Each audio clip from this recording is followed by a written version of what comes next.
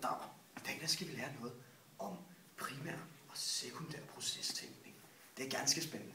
Så en primær tænkning, det er den, som man vokser op med som barn. Det vil sige, det er der, hvor ting ikke behøver at minde så meget om hinanden, før vi godt kan drage paralleller. Det vil sige, at hvis nu barnet går ned på alle fire, så er det pludselig en løve. Man kan fx se det med, hvis nu man har vi din ærer med R på, fordi jeg kan ikke huske, om der skal eller ej. Men herover der har vi din mor.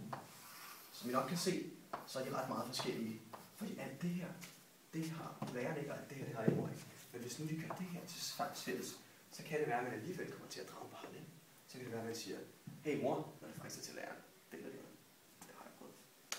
Så det vil sige, primær proces, der kan man godt drage paralleller mellem ting, selvom der egentlig ikke er så meget drage parallel imellem. Og det kommer oftest, kan man sige, ud i det ubevidste, eller i børnene, som sagt. Børn kan gøre det hele tiden, og så vi gør det primært gennem drømmen, og det er noget, som man arbejder meget med i psykoanalysen, hvor man kigger på drømmen og siger, at det her, det symboliserer klart, det her, det graver din krop parallelt mellem, så det er noget med tissemænd og noget med bryster hele tiden. Ja, så det vil sige, at man tager ikke så meget hensyn til de logiske regler og modsætninger og ting i den dur, man siger bare, at det her, det har en lille smule til fælles, og derfor kan du godt drage parallelt imellem det, fordi at det er det ubevidste. Det modsatte, det er sekundærprocessen, som først kommer senere, den kommer samtidig med sproget.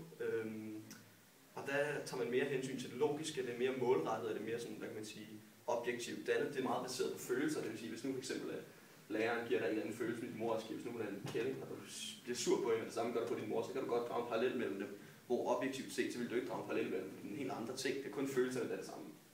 Så det er ikke så meget baseret på følelser, men mere baseret på, hvad kan man sige,